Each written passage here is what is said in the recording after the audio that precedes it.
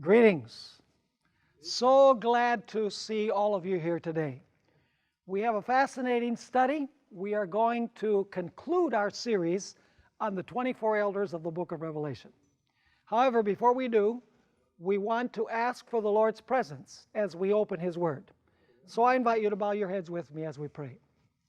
Our Father and our God, what a joy it is to come into your presence once more with the only intention of hearing your voice speaking to us through the ministry of your Holy Spirit as you open your holy word to us. Father, we realize that human wisdom is insufficient to grasp the great things of your word. And that's why we need divine wisdom. We need divine help. And so we ask that you will come close to us through the ministry of the Spirit and the angels. And we thank you for your promise that you will be with us, because we ask it in Jesus' name. Amen.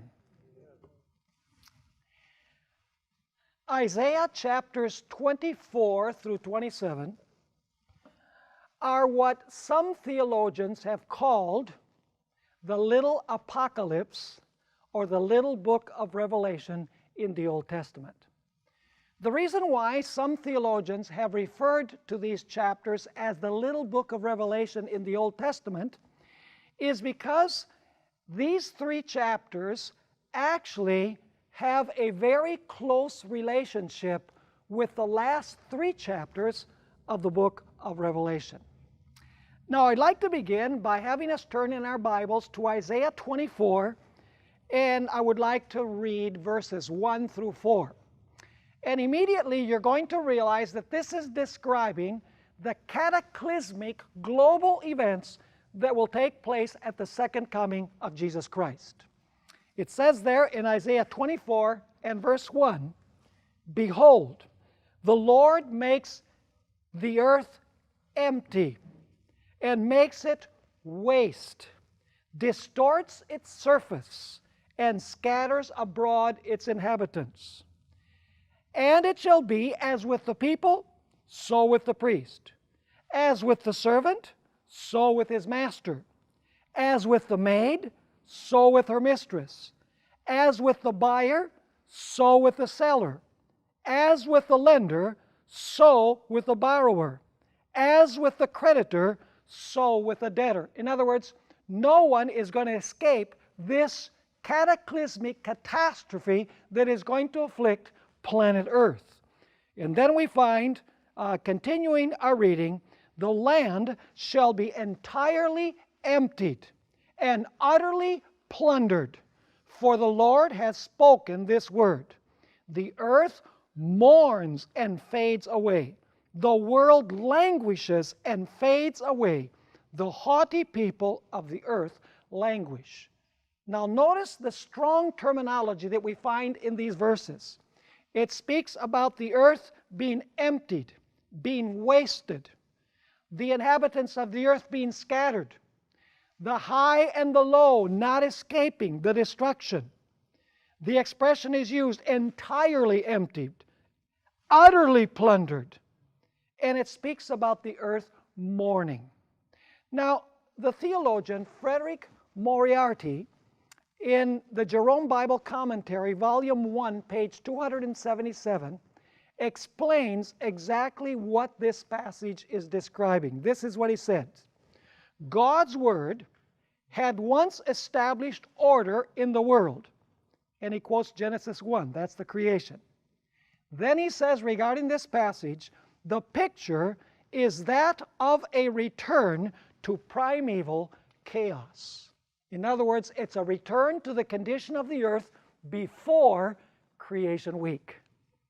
Now, I also like to read from Isaiah 24, verses 18 through 20, towards the end of the chapter. This description of this catastrophic, cataclysmic event is described with additional detail.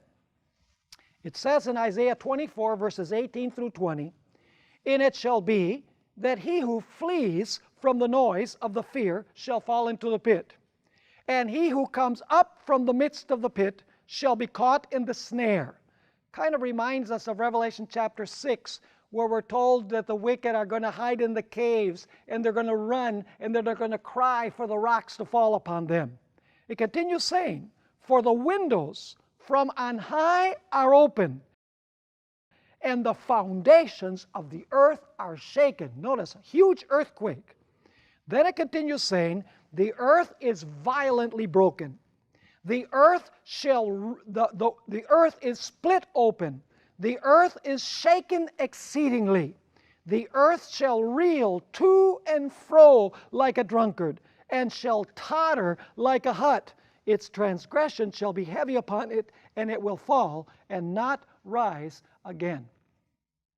Once again, we see strong expressions that are used in this passage. We find expressions such as the foundations of the earth are shaken. The earth is violently broken. The earth is split open, shaken exceedingly. It shall reel to and fro. It shall totter like a hut. Now, this is describing that great earthquake that will take place at the second coming of Jesus Christ, according to Isaiah chapter 16 and verses, Revelation, chapter 16 and verses 17 through 21.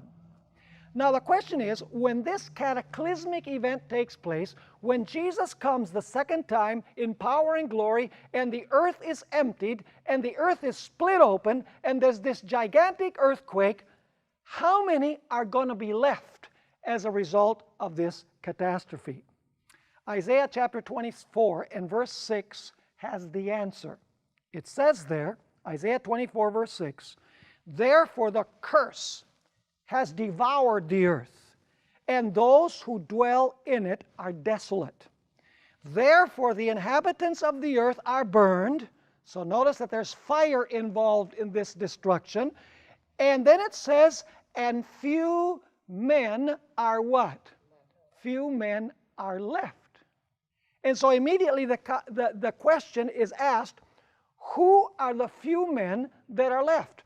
Now we believe as Seventh-day Adventists that when Jesus comes, all human beings on planet Earth are going to be destroyed, don't we?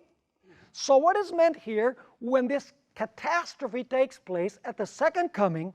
What is meant by the expression, few men are left? Who are those who are left? We have to return to the time before the flood and at the flood. Go with me to Genesis chapter 7 and verses 22 and 23. Genesis chapter 7 and verses 22 and 23, and for now I want you to keep in the corner of your mind the word few. It says, few men are left when this disaster or catastrophe takes place at the second coming of Jesus Christ. Now, Genesis 7, 22 and 23 is speaking about the flood in Noah's day. And it says here in verse 22, speaking about God, "So he destroyed all living things which were on the face of the ground, both man and cattle, creeping thing, and bird of the air. They were destroyed from the earth. Only Noah and those who were with him in the ark remained alive." Now you say, what relationship does this have with Isaiah 24 and verse 6? On the surface, it doesn't appear to have any relationship because in Isaiah 24 verse 6, the word left is used. Few men are left. And here in Genesis 7, 22 and 23, the word left is not used, but the word remained. It says, Noah and his family remained alive. However, the Hebrew word is identical in both verses. I want you to notice how this is translated in Genesis 7 and verse 23. This is in the English Standard Version, which is one of the more contemporary versions. It's a translation. It's not a paraphrase. It's not a dynamic translation. It's a translation, full-fledged. Notice how it translates Genesis 7 and verse 23. It says there, "Only Noah was left, and those who were with him in the ark." So who were left when the catastrophe of the worldwide flood came? Only Noah and his family were left or remained alive. Now, is the flood symbolic of events connected with the second coming of Christ? Yes, Because Jesus said, as it was in the days of Noah, so also will it be at the coming of the Son of Man. Are you with me? So the question is, in Isaiah 24 and verse 6, who are the few that are left? It is not wicked people, a small group of wicked people that are left. The few that are left are the what? Are the righteous who survive this catastrophe. Now, I want us to go to 1 Peter chapter 3 and verse 20. 1 Peter chapter 3 and verse 20. And do you remember the word few that I told you to keep in the corner of your mind? Now, notice that here Peter is speaking about the flood. And he's going to refer to the survivors with the same word. Notice 1 Peter chapter 3 in verse 20, speaking about the ark, it says, in which a few, that is 8 persons, were brought safely through the water. So my question is, who are the few that are left when Jesus comes? They are the same idea as the few that were left at the time of the flood. In other words, the few that are left, according to Isaiah 24 and verse 6, are not the wicked, a small group of wicked people, but they represent what? The righteous who remain alive in the midst of this catastrophe. Now I want us to go back to Isaiah chapter 24, and we've noticed already that Isaiah 24 up till verse 20 is describing the cataclysmic events connected with the second coming, the catastrophe having to do with the second coming. We've noticed that there's going to be a small group of righteous people who will be left. Those are the few. But now I want you to notice something very interesting that's going to happen with the wicked. It says in Isaiah 24 and verse 21, listen carefully, this is at the second coming, it shall come to pass in that day, which day? He's been describing the second coming, right? It shall come to pass in that day that the Lord will punish on high the host of the exalted ones, and on the earth the kings of the earth. Now, do you notice that there are 2 groups that are punished here? The first group that are punished are the host of the exalted ones, and the other group are the kings of the earth. Now, I need to read this in a different translation because it comes through in a clearer way. In the Revised Standard Version, Isaiah 24 and verse 21 reads in this way, in that day, that is the day when this catastrophe takes place at the second coming, in that day the Lord will punish the powers in the heavens above and the kings on the earth below. I like that translation. 2 groups are going to be punished. The powers in the heavens above and the kings on the earth below. So there is a heavenly group that's going to be punished, and there is also an earthly group that is going to be punished. And you say, now who would the heavenly group that is going to be punished in this passage? Who is it talking about? Let's go to Ephesians chapter 6 and verse 12. Ephesians chapter 6 and verse 12 identifies the group that is spoken of as the powers in the heavens. Ephesians 6 and verse 12. Here the Apostle Paul says, for we do not wrestle against flesh and blood. What does he mean by flesh and blood? He's talking about human beings, right? And if you want to prove that point, all you have to do is go to Hebrews 2 verse 14, where it says that because the children had flesh and blood, Jesus also partook of the same. In other words, Jesus became a human being. So we do not wrestle against flesh and blood, that is, against human beings merely, but against what? Principalities, against powers, against the rulers of the darkness of this age, and now notice, against the spiritual hosts of wickedness, where? In heavenly places. Now let me ask you, who are those hosts, those spiritual hosts in high places that we're struggling against? They're not flesh and blood. They are what? Satan and his angels. So the question is, who are these that are described in Isaiah 24 and verse 21 as being punished because they are the powers in the heavens? It's talking about Satan and his angels. But now I want you to notice that there's another group that is punished at the second coming of Christ. Revelation chapter 19 and verse 19. Go with me to Revelation chapter 19 and verse 19. This verse is describing the conclusion of the second coming of Christ. And I want you to notice who is going to be punished at the second coming of Christ. It says there in Revelation 19 and verse 19, and I saw the beast, and then who else? The kings of the earth and their armies gathered together to make war against him who sat on the horse and against his army. And then verse 21 says that the kings of the earth are destroyed by the sword that comes forth from the mouth of he who is seated on the white horse. In other words, they're destroyed by Christ. So what are the two groups that are punished when Jesus comes? The first group are Satan and his angels that are described in the book of Ephesians as spiritual hosts of wickedness in heavenly places. The other group are described as the kings of the earth. Now the question is, what is the punishment that is given to these exalted heavenly ones and these kings of the earth? We have to go to Isaiah 24 and verse 22, and for now we'll only read the first half of the verse. Notice what the punishment is. Remember, this is taking place at the second coming of Christ. There's this cataclysm, there's this catastrophe that is taking place, and there are few that are left, which are the righteous, the ones that survive this catastrophe, but then there are two groups that are going to be punished at the second coming. Now, notice Isaiah 24 and verse 22 for what the punishment is. It says there, they will be gathered together as prisoners are gathered in the pit and will be shut up in the prison. What is the punishment that takes place for the hosts on high and for the kings of the earth? The wicked? They are going to be what? They are going to become prisoners in the pit, and they are going to be shut up in the prison. It says here in Isaiah 24 and verse 22.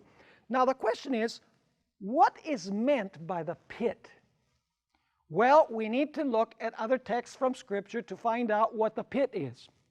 Let's go to Genesis chapter 37 and verse 24. This is the same identical Hebrew word that we're going to look at now. Genesis 37 and verse 24. It's talking about the experience of Joseph. And I want you to notice what they did, what his brothers did with Joseph. It says there in Genesis 37:24, then they took him and cast him into a what? Into a pit. The same identical word that we find in Isaiah. And the pit was empty, there was no water in it. What was this really? It was a cistern, right? Where water was drawn to supply the needs of the people that lived nearby. And so it says here that Joseph was cast into this pit. Now let me ask you, was he alive? Yes. Did he stay there permanently? No. It was only until it could be decided what was going to be done with him. Now let's go to Isaiah 38, where this same word is used. Isaiah 38 and verse 6. This time it's talking about Jeremiah. And you know Jeremiah was thrown into the dungeon. And that word dungeon is the same word that is used in Isaiah chapter 24. It says there in Jeremiah 38 and verse 6, so they took Jeremiah and cast him into the dungeon of Malchiah, the king's son, which was in the court of the prison. And they let Jeremiah down with ropes. And in the dungeon there was no water but mire. So Jeremiah sank in the mire, that is, in the mud. Now that word dungeon is the same identical word that is translated pit in Isaiah chapter 24. Now, what was this pit that Jeremiah was thrown into, this dungeon? It was actually the water well of the prison. Now let me ask you again. Was Jeremiah thrown into the pit in a living state? Yes, he was. Was he thrown into the pit permanently? No. He was only thrown in there until it could be decided what they were going to do with him, until a final decision was made. And so the pit can refer to a place of confinement where living individuals exist until a decision is made about what is going to happen with them. But do you know that the word pit, the same identical Hebrew word, is also used to describe people who are placed in the tomb and are prisoners of the grave? Notice Isaiah 38 and verse 18. Isaiah chapter 38 and verse 18. Very interesting that the pit can also refer to a place where dead people are, where dead people are confined in prison, so to speak.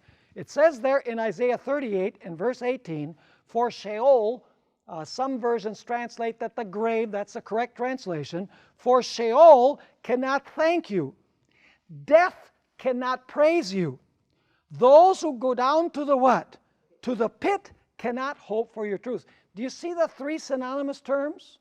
It uses the word Sheol, which means grave. It refers to the word death, cannot praise you. And then it refers to the place of confinement as the pit. So in other words, the word pit can refer to individuals who are placed in a prison in a living state until it's decided what's going to happen with them, or it can refer to individuals who are retained or kept in prison in a state of death. Now, why do I bring this up? I think you already know. I can see some smiles on some faces here. Go with me to Revelation chapter 20 and verses 2 and 3. Is there a group that is going to be confined to a prison on this earth at the second coming in a living state? Yes or no? Who? The high and exalted ones. That's right, that we studied about. Revelation 20 verses 2 and 3. And you're probably wondering, what does this have to do with the 24 elders? Well, we're studying the context. We'll come to the elders in a few moments. It says there, he laid hold of the dragon. Who is the dragon? The devil. That serpent of old, who is the devil and Satan, and what did he do with him? And bound him for 1,000 years. Is he going to be retained somewhere? Absolutely. And he cast him into the bottomless pit. The Greek word is abyssos, in the abyss. And it says, and shut him up, and set a seal on him, so that he should deceive the nations no more, till 1,000 years were finished. But after these things, he must be released for a little while. So the question is the devil placed in a living state in a prison at the second coming of Jesus Christ? Absolutely. Now, some people have wondered, what about his angels? Well, Revelation doesn't speak about the angels, because in Revelation the focus is that the devil is fulfilling the Azazel prophecy of Leviticus 16 as the originator and instigator of sin. So the focus is on Satan, who is the scapegoat of Leviticus chapter 16. But Isaiah 24 does tell us that his angels will also be retained, because it says the host of the high ones in heaven. Host. It refers to more than one. Now here's another question. What about all of the wicked? Are the wicked going to be retained in a prison during the 1,000 years? Absolutely. Notice Revelation chapter 20 and verse 5. Revelation chapter 20 and verse 5. And I'm only going to read a part of this verse. If you read, for example, in the New International Version, you're going to notice that this is a parenthetical statement. It breaks the flow of thought with what comes before and what comes after, because it's wanting to clarify what's going to happen with the rest of the dead who did not resurrect when Jesus came. In other words, with the wicked dead who were not raised when Jesus came on the clouds of heaven. It says in Revelation 20 verse 5, but the rest of the dead, that is, those who were not taken to heaven with Christ when he came to resurrect the righteous dead, but the rest of the dead did not live again until when? Until the 1,000 years were finished. What's going to happen with all of the wicked during the 1,000 years? They are going to be contained in the tomb. They are going to be dead. They're also going to be in the pit, but they're going to be in the pit dead. Whereas the devil and his angels are going to be in the pit how? Alive. Are you understanding what I'm saying? Now, let's go to Isaiah 24 and verse 22. And I know you might have questions, and at the end we're going to allow you a chance to ask questions in case something isn't absolutely clear. Isaiah 24 and verse 22. Are we doing well so far? Yes.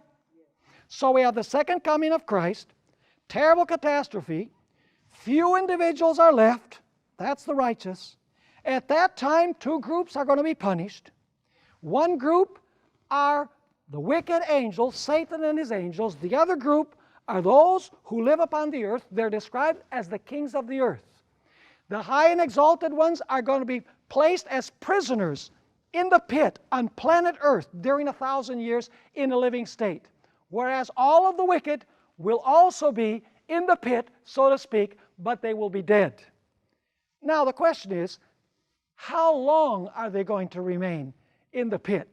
How long are they going to remain in this prison? Isaiah 24 and verse 22, the last part of the verse has the answer. And I'm going to read the first part of the verse again so that we have the context. It says, they will be gathered together as prisoners are gathered in the pit and will be shut up in the prison. And now notice, after what? After many days, they will be what? Punished. Now, that's interesting. I thought we already read that they were punished once when Jesus came. Now it says, after many days, they will be punished. How many stages to the punishment of the exalted ones and the kings of the earth? How many stages? 2 stages. The first stage is when they're placed in the prison or in the pit. Many days go by, and then comes their final stage of punishment. Are you clear? Now the big question is, how long are the many days? I think you have the answer. Revelation chapter 20 tells us how long that period is. The many days are equivalent to how long? They are equivalent to 1,000 years. Incidentally, do you know that here we have proof for what is known as the year-day principle? Because in Isaiah it says many days, but that's interpreted in Revelation as 1,000 years. Days are equivalent to years. So as you compare these two passages, you have the year-day principle as you compare Isaiah 24 with Revelation chapter 20. Now let's talk about what happens at the end of the 1,000 years, after the many days, when they're shut up in prison. First of all, Revelation 21 and verse 2, if you go with me there, Revelation chapter 21 and verse 2, tells about the descent of the holy city. And then let me ask you, are the wicked going to resurrect after the 1,000 years? Yes, because we read in Revelation 20 verse 5 that the rest of the dead did not live again until the 1,000 years were finished. So are they going to resurrect at the end of the 1,000 years? Of course they are. Now I want you to notice Revelation 21 verse 12, the New Jerusalem descends. It says, then I, John, saw the holy city, New Jerusalem, coming out of heaven from God, prepared as a bride adorned for her husband. So the holy city comes down. And I want you to notice something very interesting about the holy city. Notice Isaiah chapter 24 and verse 23. Isaiah chapter 24 and verse 23. Keep one finger in Isaiah 24 and keep another finger in Revelation, because we're going to go back and forth. Isaiah 24 and verse 23 says something very interesting about the sun and the moon. It says there, then the moon will be disgraced. This is after the many days, according to the context. Then the moon will be disgraced, and the sun ashamed. For the Lord of hosts will what? Will reign on Mount Zion and in Jerusalem and before his elders gloriously. Now what I want you to notice here is what's going to happen with the sun and the moon when the holy city descends. It says that the moon will be disgraced and the sun will be ashamed. Now you say, is there any relationship between this text and the book of Revelation? Absolutely. I want you to see that Revelation amplifies Isaiah 24. Notice Revelation chapter 21 and verse 23. Revelation 21 and verse 23. It's speaking about the New Jerusalem. And it says, the city had what? no need of what else? Of what? Of the sun or the moon to shine in it. For the glory of God illuminated it, the Lamb is its light. Now, let me ask you, is there going to be sun and moon in the new earth? Of course, because there's going to be months. We're going to eat from the tree of life from new moon to new moon, and the month is determined by the new moon. Now, if there's months, are there going to be weeks and days? Of course, because we're going to keep the seventh-day Sabbath, according to Isaiah chapter 66. And so, I want you to notice that there is going to be sun and there is going to be moon. And so people say, but wait a minute, this must mean that there is not going to be any weekly or monthly cycle, because it says there's not going to be any sun or moon. That's not what the text says. The text, if we read it carefully, says the city had no need, we have to read carefully, had no need of sun or the moon to shine in it. Let me give you an illustration. Let's supposing that it's high noon, July, in Fresno. You know what the sun shines like here, right? And you go outside and you have a flashlight in your hand and you're shining the flashlight on the ground. Is the light of the flashlight on? Yes. Can you see it? No. Why? Because the brightness of the sun outshines the brightness of the flashlight. There will be sun and moon, but the glory in the city will be so great that it's like the sun and the moon are not there. That's why Isaiah says, the moon will be disgraced, and the sun ashamed, for the Lord of hosts will reign on Mount Zion, and in Jerusalem, and before his elders gloriously. Now, we still have to talk about what's going to happen with the kings of the earth and with Satan and his angels after the 1,000 years. We're told that after the 1,000 years, after the many days, they are going to be punished. Now, let's notice Revelation chapter 20, verses 7 through 9, to see if there's going to be a punishment of both groups. If the final punishment is after the 1,000 years. Revelation 20, verses 7 through 9. Now, when the 1,000 years have expired, is that the many days, yes or no? When the 1,000 years have expired, Satan will be released from his prison. Oh, okay, so he must have been in prison during the many days, right? Satan will be released from his prison, and he will go out to deceive what? The nations. Have the nations been released from the grave as well? Absolutely. Which are in the four corners of the earth, Gog and Magog, to gather them together to battle, whose number is as the sand of the sea. They went up on the breadth of the earth and surrounded the camp of the saints and the beloved city. And now notice the final punishment after the many days. It says, and fire came down from God out of heaven, and what? Out of heaven, and devoured them. Are you understanding this message? Now, let's talk a little bit about life after the destruction of the wicked and what it's going to be like. In a moment, we're going to get to the 24 elders. But I want you to notice Revelation chapter 21 and verse 1. Revelation chapter 21 and verse 1. What happens after the destruction of the host of the high winds and the kings of the earth? Now I saw a new heavens and a new earth.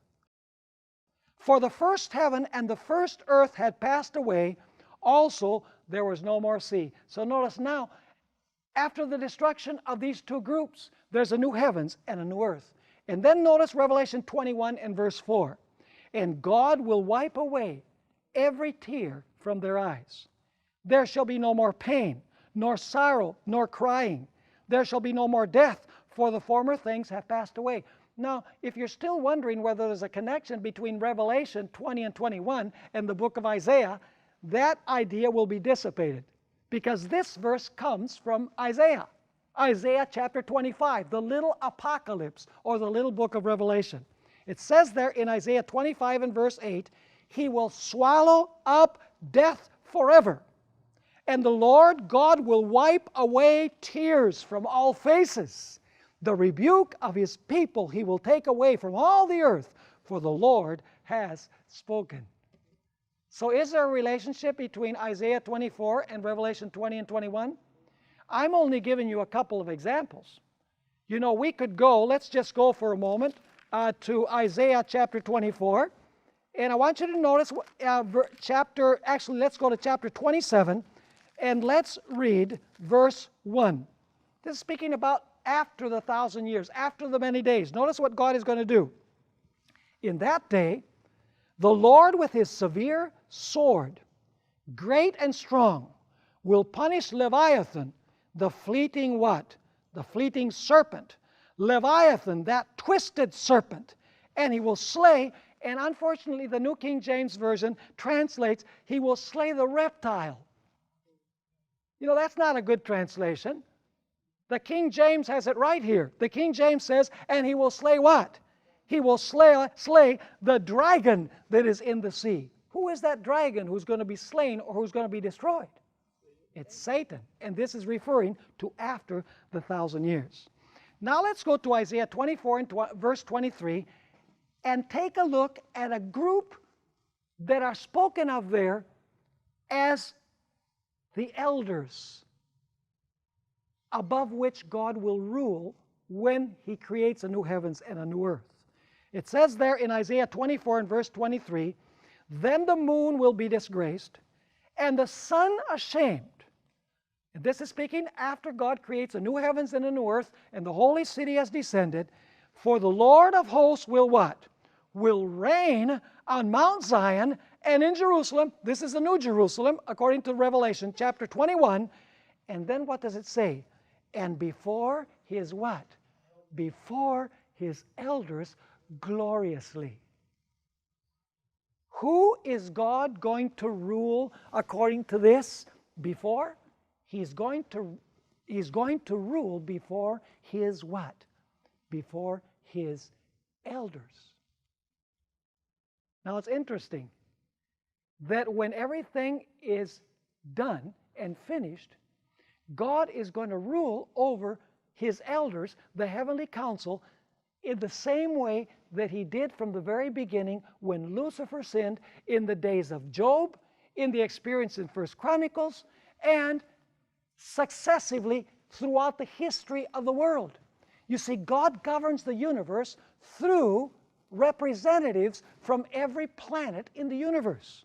Now somebody might say, well, Pastor Bohr, are the 24 elders really just 24 worlds? The answer is no. We're dealing here with a symbolic number. Just like in Revelation, you find numbers that are symbolic. Let me read you a statement from Review and Herald, September 25, 1900, where Ellen White describes the number of worlds in God's universe. She says this: God has worlds upon worlds that are obedient to his law. These worlds are conducted with reference to the glory of the Creator. As the inhabitants of these worlds see the great price that has been paid to ransom man, they are filled with amazement. With the intense interest, they watch the controversy between Christ and Satan. And as this controversy progresses and the glory of God shines brighter and brighter, they give praise to God. God has what? Worlds upon worlds that are obedient to his law.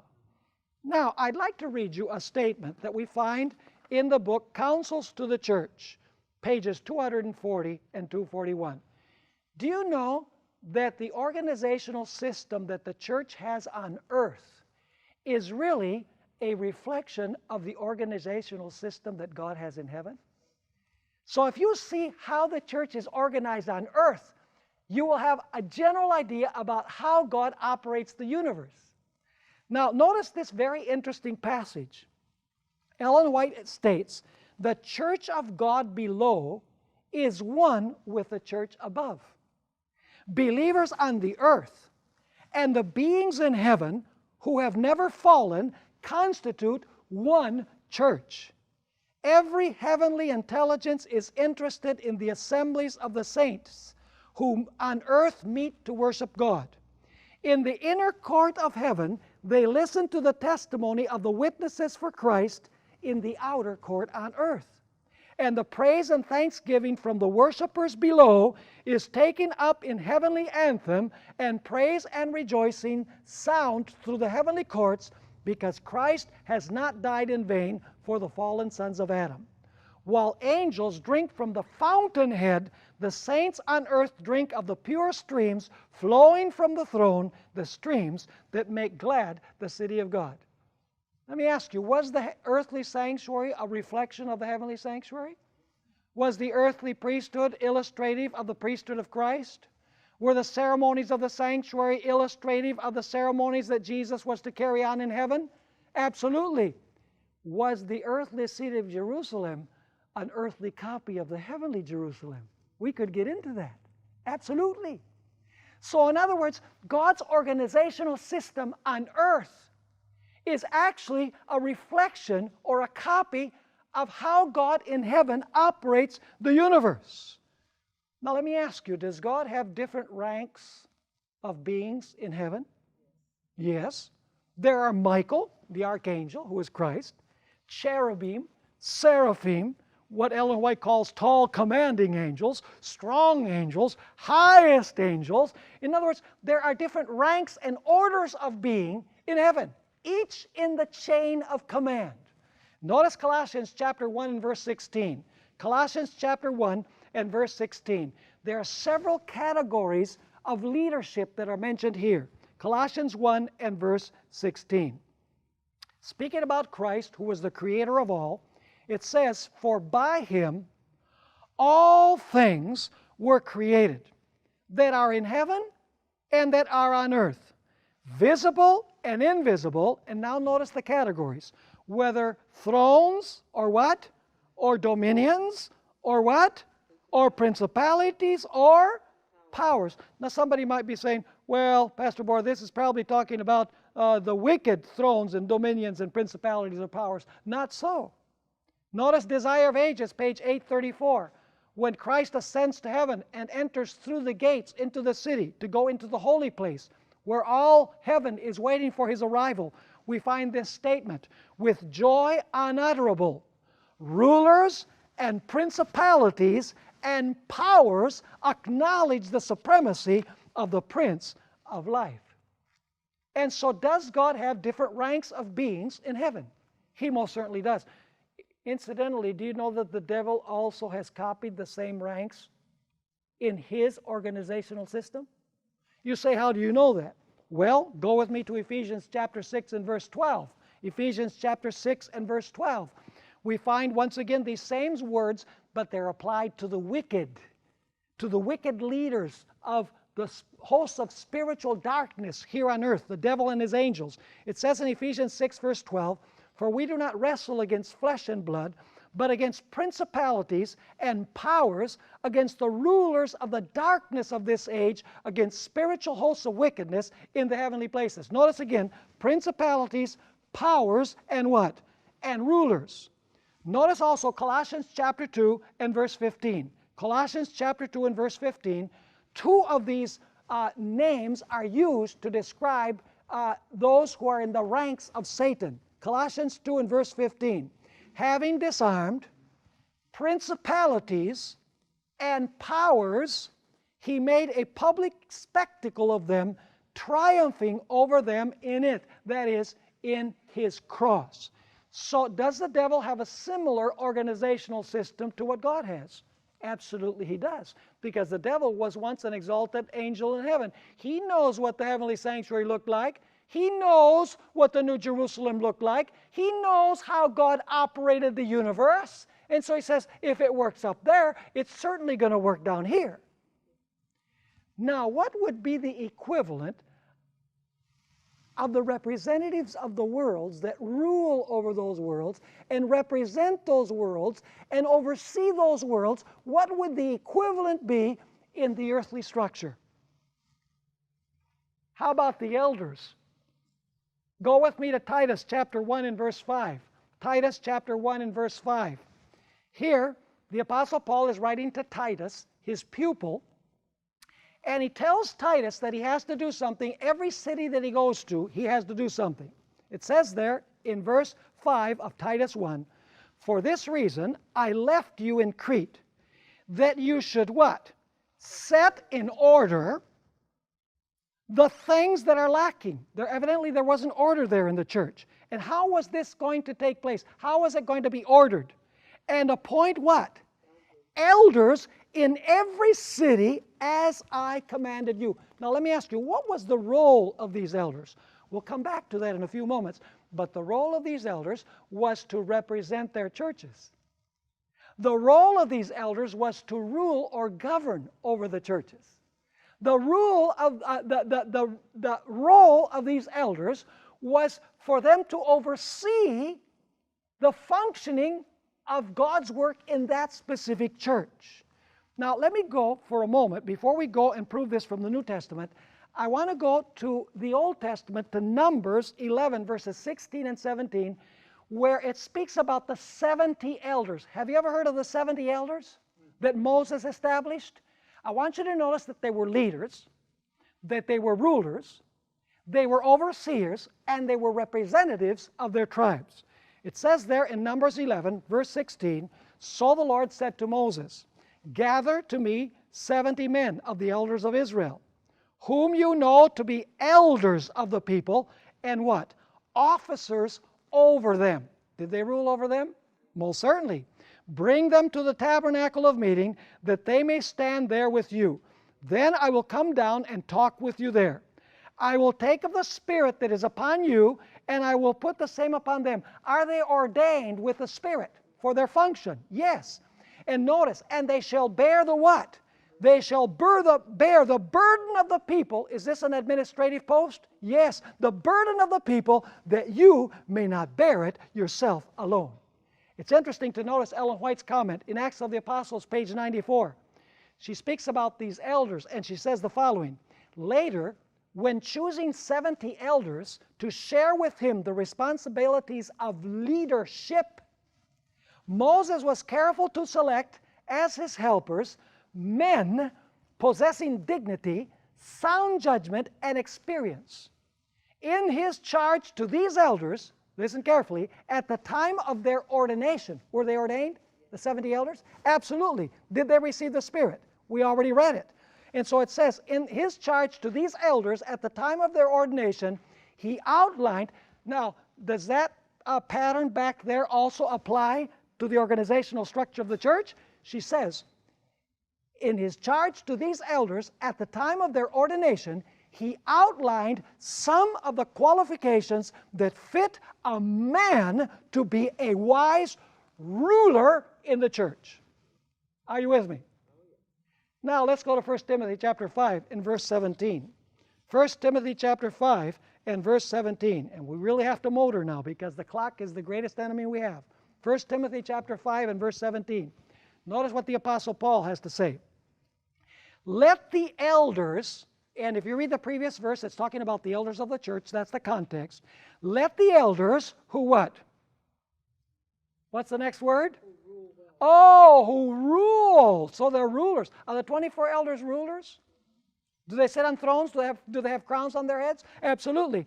Let the elders who rule well be counted worthy of double honor, especially those who labor in the word and doctrine. Notice 1 Timothy chapter 3 and verses 4 and 5. Once again, it's speaking about the elders. Notice 1 Timothy chapter 3 verses 4 and 5.